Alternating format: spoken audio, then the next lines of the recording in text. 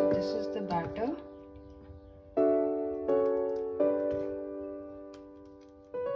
Let's try making dosas out of this, and I've just added green chillies and salt. That's it.